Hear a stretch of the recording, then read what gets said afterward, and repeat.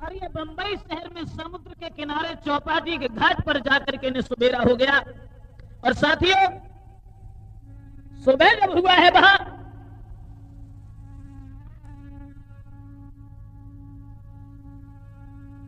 चौपाटी के घाट पर जाकर के तीनों प्राणी बेहोश हो गए। रानी दुलारी ने एक एक बाह पर अपने दोनों बच्चों को लिटा लिया और उसी जगह गिर जाती है, अर्थात दोनों बच्चों को लेकर के रानी दुलारी उसी जगह सो गई है। इत चौपाटी के घाट सोई गए बेपता के मारे, चौपाटी के घाट सोई गए, अरे बेपता के मारे चौपाटी के घाट सोई गए।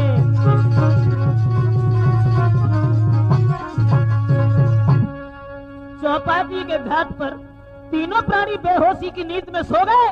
लेकिन साथियों, इधर उस बंबई शहर में एक कहानी दूसरी तैयार हो गई। सोए गए पुत्र अजान, सुनो दे ध्यान सभी सुज्ञानी, इत बंबई शहर की सुनियो नई कहानी।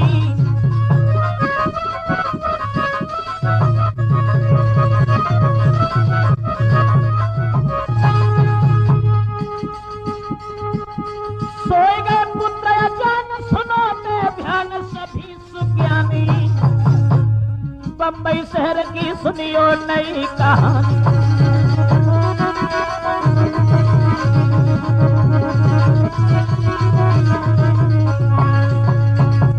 दोनों बालक और मां जिस वक्त ये तीनों प्राणी सो गए चौपाटी के घाट पर, बंबई शहर का जो राजा था उसके कोई संतान नहीं थी। दोस्तों, जब उसका मरने का वक्त आया अंतिम समय पर, सोचने लगा अब क्या करूं, मेरे मरने के बाद कोई इतना भी नहीं है जो हमारी राजगद्दी को संभाल सके। एक समझदार हाथी था, उस हाथी से कहा उस राजा ने, भैया गज एक काम कर दो तुम मेरा। क्या? अरे आयो आखिर हमारो कोजू करी है राज्य सुख सारो,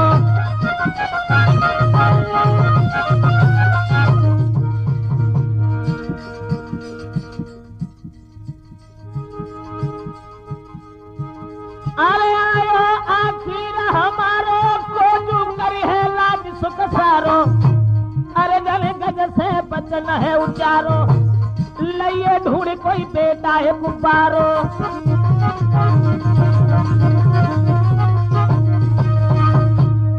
उस हाथी से कहा कि भैया गजराज, कहीं से तुम ऐसा लड़का ले आओ जो हमारे इस राजगद्दी को संभाल सके, अर्थात हमारे शासन को कर सके। ये वचन सुनने के बाद में आज वो समझदार हाथी जो था वो सूंड हिलाता हुआ उस महल से निकल करके बाहर आया। और साथियों, इतनी सुन के चल दीनो गज राजाऊ की बानी रे, और राह चलत में गज मेरे पीरन नाय करी तन गजलानी रे।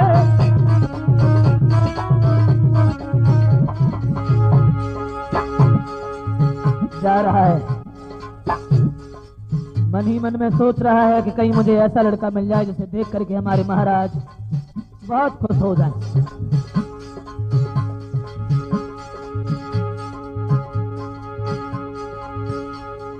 ढूंढत ढूंढत गई तो यार व्याकुल होएगा भारी रे, अब शहर छोड़ी गजू आगे बढ़ेगा किस्सा सुनो आगारी रे।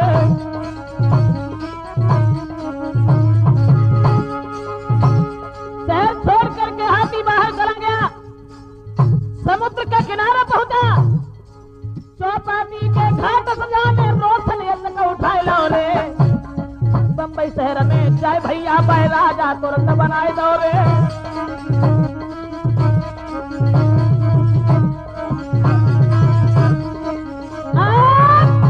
आज वो हाथी चला और उसने देखा है कि चौपाटी के घाट पर बड़ा सुंदर लड़का लेटा है। सूंड के बल से उसने रोशन को चुपचाप उठाया और उसे उठा करके बंबई शहर में चला गया। दोस्तों, विजय ने अर्थात दुलारी ने ये नहीं जान पाया कि मेरा लड़का कहां चला गया। रोशन की जब आंख खुली है, मैया और भैया को नहीं देखा, बुरी तरह से रोने लगा है। राज्य जब उसे मिला है, जब वो राजा बना है, जब उसकी कोई पेश नहीं गई तो उसने सारे शहर में ये कह दिया कि जिस किसी के कोई भी अतिथि आए, मेहमान आए, वो हमारी सभा में होकर के तब जाए। सोच रहा था शायद इसी तरीका से मेरे मैया और भैया ने कहीं भटकते हुए मेरे नजदीक आ जाएं। इधर तो रोशन राजा हो गया, इधर विजय कुमार और रानी दुलारी जो हारे थके सारी रात के गहरी नींद में सो रहे थे, तब तक एक सौदागर आ गया। सौदागर ने जब देखा है दुलारी के चेहरा की तरफ, तो साथियों मन ही मन में सोचने लगा कितनी सुंदर रानी, और वो इस जगह ककरीली जगह पर कठोर जमीन पर सो रही है। साथियों आरे नैनन की गासी बुरी जात कले रोती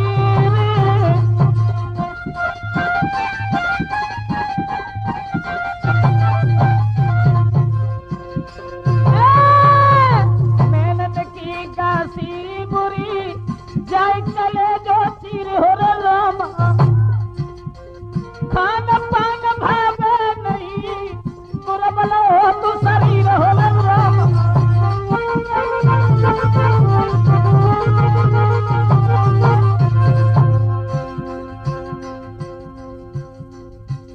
लेकिन साथियों, पर नारी से हित करने का अंजाम बहुत बुरा निकलता है। इसी के ऊपर मैंने तो सोचा और लिखा।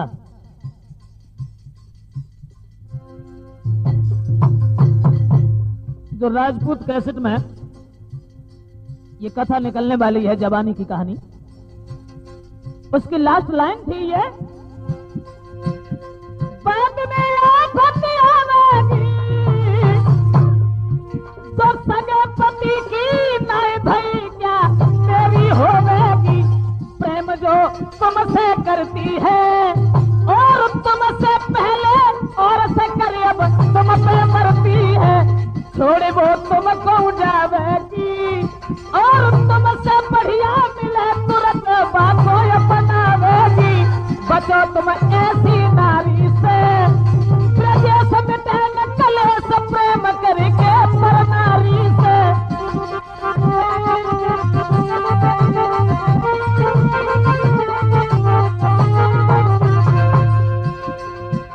छोड़ बात तुमको जावेगी, अरे तुमसे बढ़िया मिले तुरंत बातों अपनावेगी। बचो तुम ऐसी नारी से, प्रदेश मिटे नहीं कलेश प्रेम करके पर नारी से।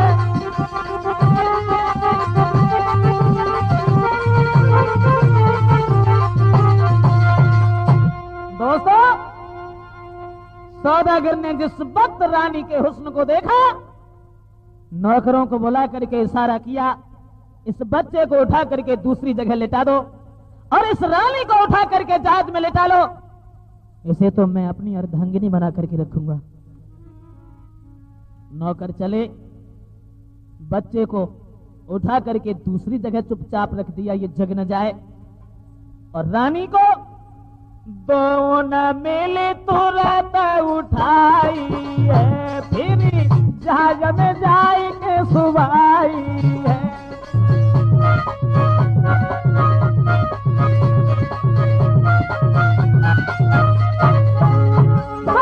जहाज आगे को बढ़ाई है, रहे प्रदेश अब समझाई है।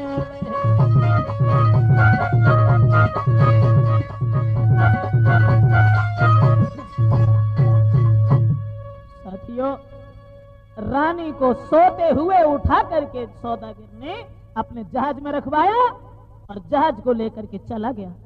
थोड़े समय बाद विजय की जब आंख खुली, मैया और भैया को नहीं देखा, पछाड़ खा करके गिर पड़ा और रोने लगा। सोचने लगा, मां अगर तुम्हें यही करना था तो तुम हमें लेकर के क्यों आई थी? तुम भैया को साथ लेकर के मुझे छोड़ करके पता नहीं कहां चली गई। माँ, मैया, ओ मैया, तुम कहां गई मैया?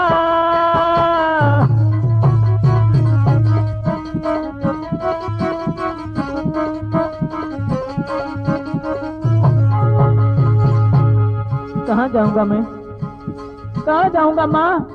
माँ,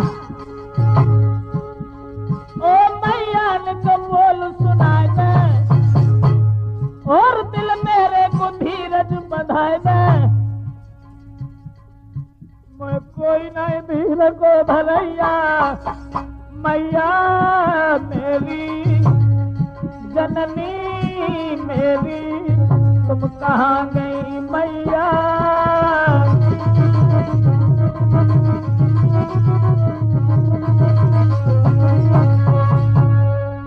काफी समय तक विजय कुमार, वो 5 बरस का लड़का, इधर उधर घूमता रहा माँ और भाई की तलाश में। लेकिन साथियों, जब रोशन का और माँ दुलारी का कहीं पता नहीं चला, तो उसी समय कि मैया भैया कई कई के धरनी से मुड़ धर मारो,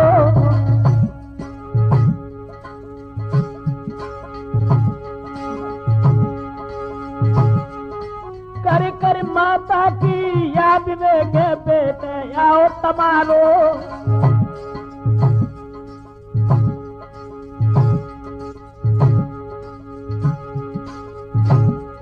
दोस्तों, विजय कुमार पछाड़ खा करके गिर पड़ा। कोई इतना भी नहीं था जो उस बच्चे को कुछ तसल्ली भी देता।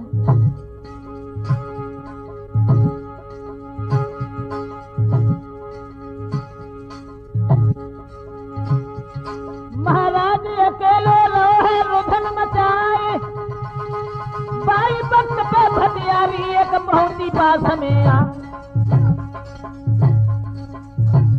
बिपिना थोड़े ही दिन की पातरिया जगाते थे कट गई है बिपिना, थोड़े ही दिन की पातरिया काटे थे कट गई है बिपिना, थोड़े ही दिन की पातरिया जगाते थे कट गई है। काटे से कट गई है प्रदेश बाटे से बच गए है अपना, थोड़े ही दिन की पातरिया काटे से कट गई है।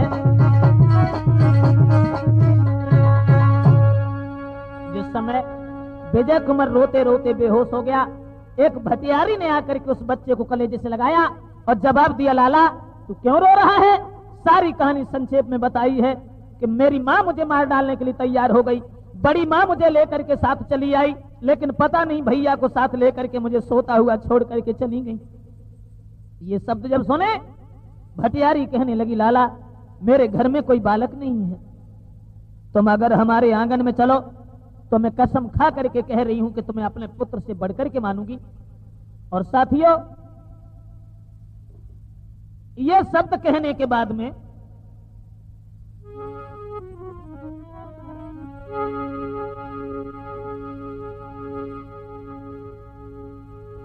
पकड़ कुमार को हाथ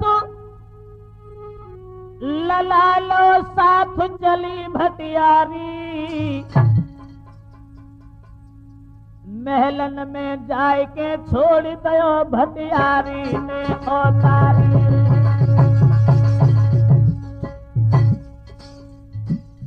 भटियारी अपने बच्चे से बढ़कर के उसे पालने में जुट जाती है। साथियों, विजय कुमार भटियारी के आंगन में रहने लगा है। एक लाल भटियारी को विजय कुमार रोज देता है। अब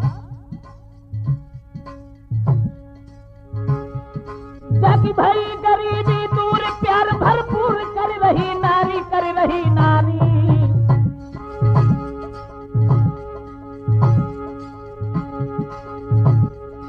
आंगन में खुश हुई के जो समय गुजारी, आंगन में खुश हुई हुई के समय गुजारी। अब तो भटियारी बड़ी खुश है। एक लाल विजय कुमार रोज देता है। भटियारी को हार्दिक प्यार उससे बढ़ गया, अपने बच्चे से बढ़ करके समझती है। इधर तो विजय कुमार उस भटियारी के नजदीक रहने लगा है। हाँ? कि रोशन बंबई शहर में करता रहा तलाश और विजय कुमार रहने लगो इस भटियारी के पास।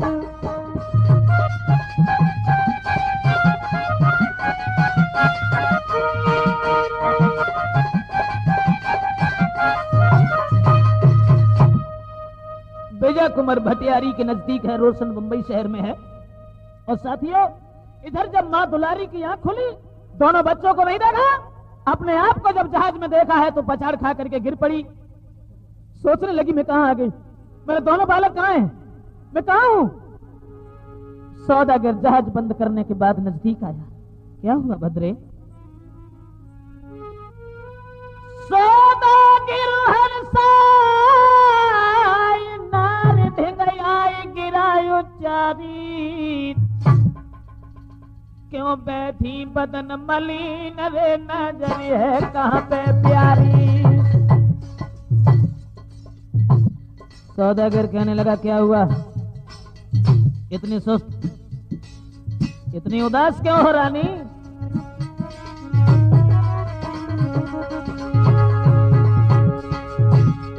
और हिल मिल कर ले प्यार बना ले भर मार प्रेम करी भारी, प्रेम करी भारी।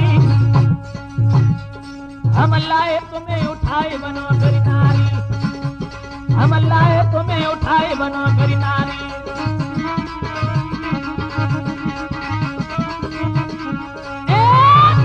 जवाब दिया कि मैं तुम्हें उठा करके लाया हूं और अर्थात तुम्हें हमारी अर्धांगिनी स्त्री बन करके रहना होगा। एकदम से रानी कहने लगी भैया मुझसे कोबर बकने की कोशिश ना करे मेरे वीर, मुझे वहीं छोड़ आओ जहां पर मेरे दोनों बच्चे रोशन और विजय हैं। मैं बगैर रोशन विजय के जिंदा नहीं रह सकती। सौदागर कहने लगा तेरी बुद्धि खराब है क्या, पागल ना बनो, दुनिया में कोई किसी का नहीं होता। रानी फिक्र अकेली जाने सत्य माने ख्याल कर मन में, तेरे 20 होंगे कुमार बदे जो कर मन में।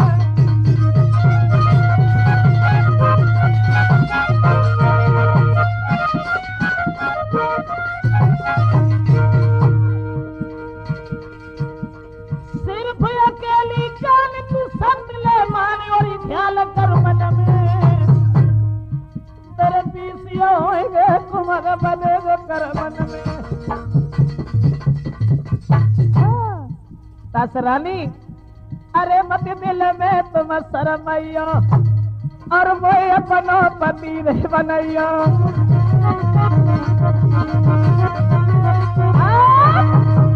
जवाब दिया है सौदागर ने कि तुम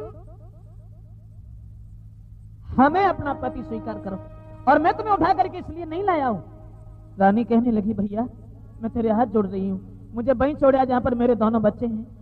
भैया ओ सौदागिरी आज तूने मुंह पे कैसा फंदा डाला, जनकिन से मैया कहीं हमारे बारे बोला।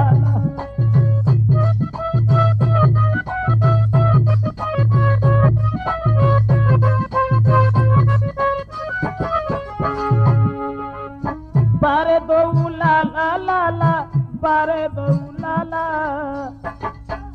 किन से मैया कहे हमारे बारे दो।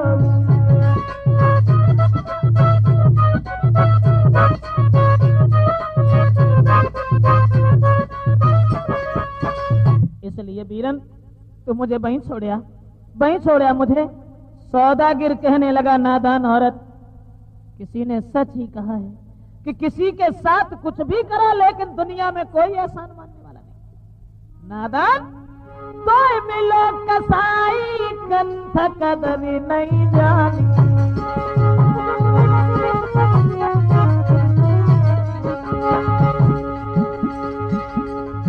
कोई मिलो कसाई कंठ कदर नहीं जानी।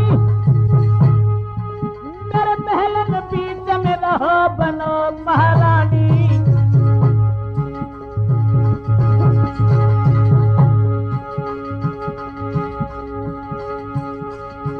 महाराज सौदागिर बाप रहो उच्चारी,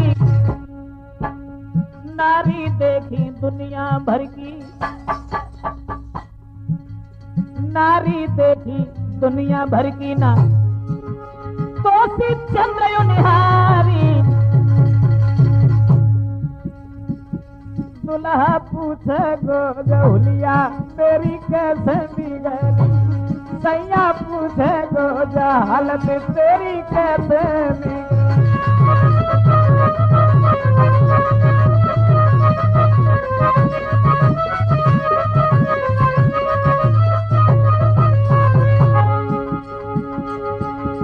कैसे बिगड़ी साच बतलाए दे गुजरी। दुल्हा पूछे गोजहुलिया तेरी कैसे बिगड़ी।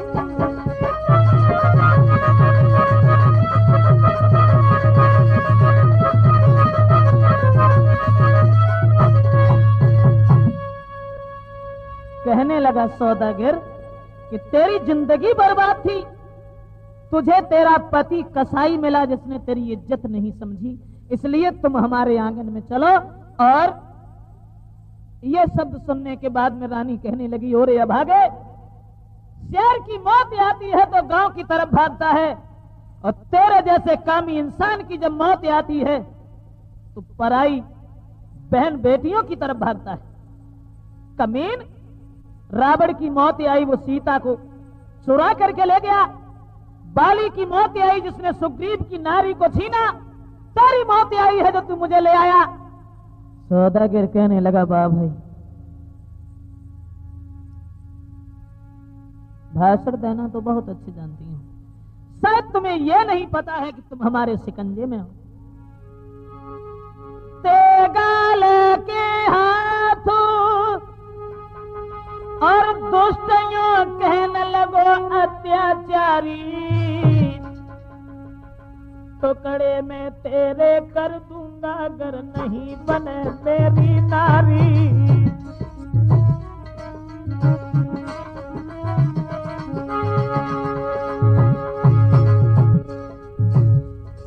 टुकड़े टुकड़े टुकड़े तेरे में कर दूंगा अगर नहीं बने तेरी नारी। टुकड़े में तेरे कर दूंगा अगर नहीं बने मेरी नारी।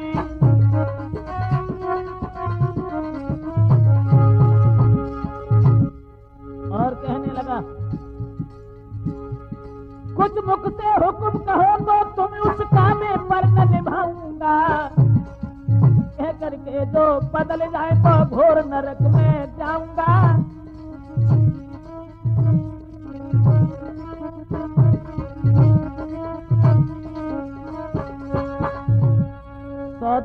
सौदागर कहने लगा, अगर तू हमारी स्त्री ना बनी तो मैं तुझे जान से मार दूंगा। उसी समय साथियों, रानी ये सोचने लगी है कि अब किस तरीका से मेरा धर्म साबित रहे। दोनों हाथ जोड़ करके कहने लगी, भैया ठीक है मैं तेरी बात मान रही हूं, लेकिन अभी नहीं, 10 साल तक तू हमारा धर्म का भाई है, उसके बाद में पति और पत्नी का रिश्ता हो जाएगा। सौदागर सोचने लगा, 10 वर्ष कितने दिन के लिए हैं, कोई बात नहीं, 10 साल तक तू हमारी धर्म की बहन है। और दोनों एक दूसरे के तिरवाचा के सूत्र में बंध गए। सौदागर के साथ में रानी दुलारी रहने लगी। विजय कुमार भटियारी के नजदीक रहता है, रोशन बंबई में शासन कर रहा है। साथियों, धीरे धीरे धीरे धीरे समय गुजरता चला गया।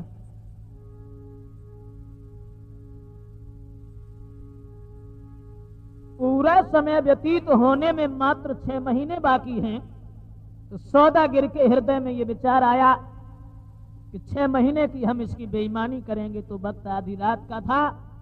आधी रात के समय सौदागर जिस वक्त रानी के नजदीक के लिए चला तो दुलारी उसके उद्देश्य को समझ गई और कहने लगी, भैया अभी तो 6 महीने हैं। सौदागर कहने लगा, 10 वर्षें पूर्ण हो गई, आज के बाद तू हमारी बहन नहीं बल्कि तू हमारी स्त्री बन करके रहेगी। एकदम से सोचने लगी अब क्या करें। सौदागर आगे को बढ़ने लगा। दोस्तों, लेकिन ये याद रखना कि पतिव्रता स्त्री के शरीर से हाथ लगाना कोई तितली के पंख तोड़ना नहीं है। जब देखा रानी ने मेरा नहीं बचेगा, उसी समय पति के चरणों का ध्यान किया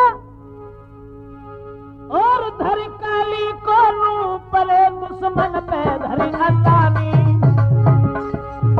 काली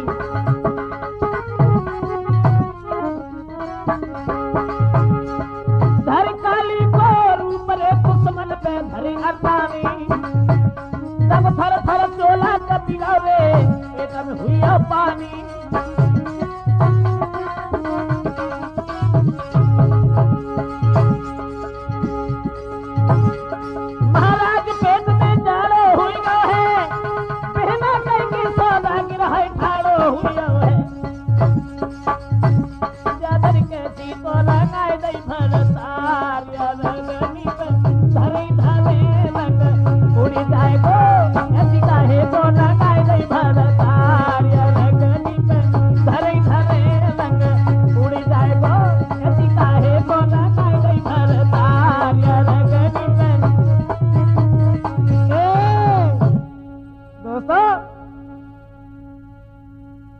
समय रानी दुलारी अपने धर्म को बचाती है, सौदागर तो हताश होकर के वहां से चला गया और रात के समय बैठ करके रानी दुलारी अपने पति महेंद्र राय की याद करके बुरी तरह से रोने लगी।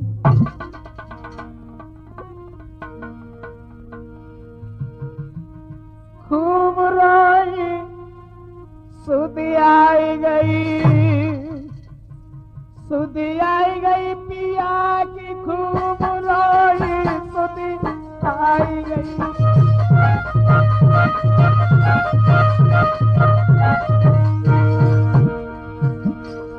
अपने पति को घर में छोड़ा और बेटन से मुख में मोड़ा। अब यहाँ मेरी आप आई सुधी आई गई सुधी आई गई पिया की खूब रोई सुधी आई गई।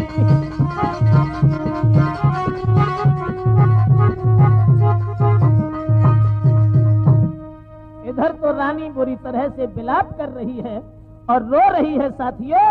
उधर क्या हुआ, जो विजय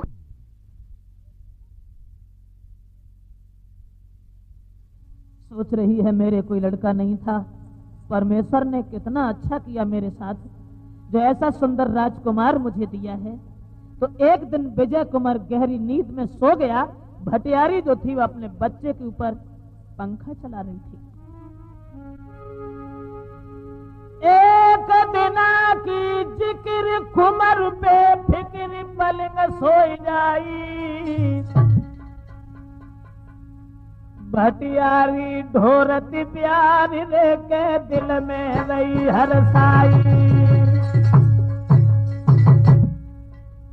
कितना सुंदर है मेरा बालक। विजय कुमार जो सो रहा था,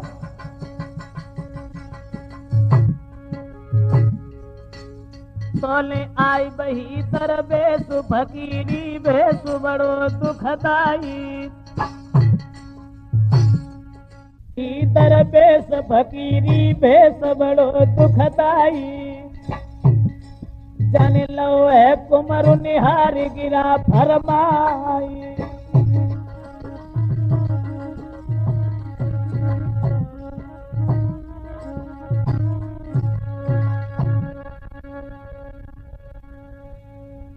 विजय कुमार जो सो रहा था, तब तक वही महात्मा आ गया है जिसने उस रतनपुरी में हिरण का हाल बतलाया था। और विजय कुमार को देख करके गोमा से कहा, ये बालक जो लेटा हुआ सो रहा है, तू जानती है कि ये कौन है? बताया, मैं तो नहीं जानती। तो तू ये भी नहीं जानती होगी कि जो तुझे एक लाल देता है वो कहां से देता है? मुझे तो नहीं पता। सुनो। तो महात्मा कहने लगा, गोमा, जो जू सोबे कुमर पलिंग पर संत कहियो बानी रे, जाके